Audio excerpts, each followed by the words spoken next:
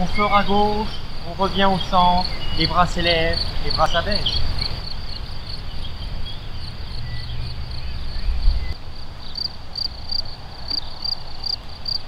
Donc Qigong, si on traduit, c'est le travail du souffle. Il faut entendre souffle dans la terminologie chinoise, c'est-à-dire énergie. Donc la grande idée chinoise, c'est que dans le corps humain, il y a un principe vital qui doit circuler. Et tant qu'il circule, ça se passe bien. Quand il ne circule plus, c'est la maladie. Donc il y a plusieurs moyens de faire circuler cette énergie. L'acupuncteur, il a ses aiguilles. Nous, on a le mouvement et on peut aussi utiliser les massages.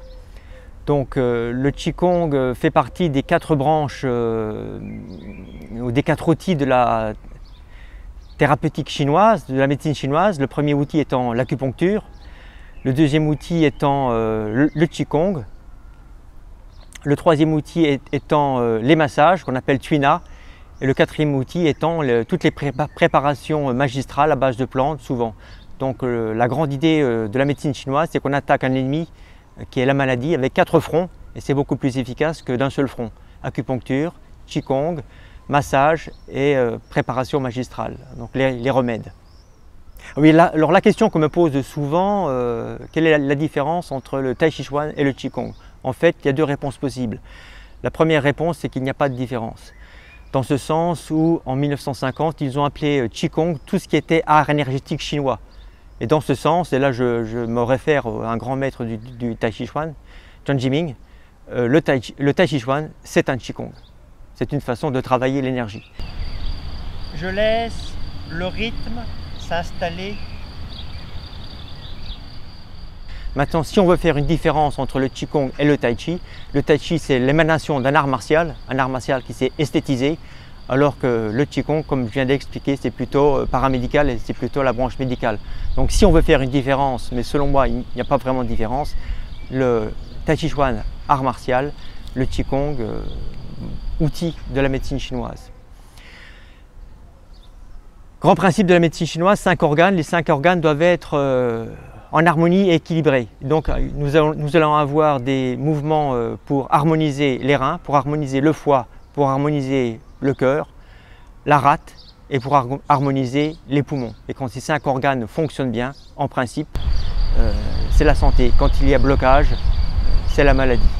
L'inspire en remontant, longue inspire et une courte expire. L'acupuncteur a ses aiguilles et nous avons le mouvement. Voilà en gros l'idée du Qigong. Et le rythme s'est déjà accéléré.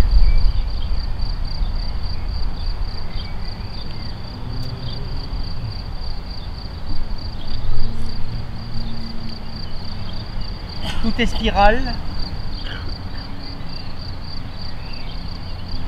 Et on est compris par cette énergie en spirale.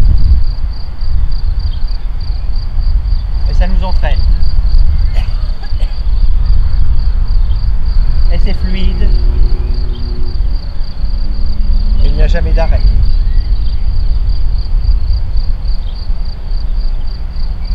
Donc des ateliers qui ont lieu à Cap-de-Nac, c'est mon cours le plus ancien, qui a maintenant 13 ans, 13 ou 14 ans. J'ai commencé en 2001, une de mes anciennes élèves m'a dit.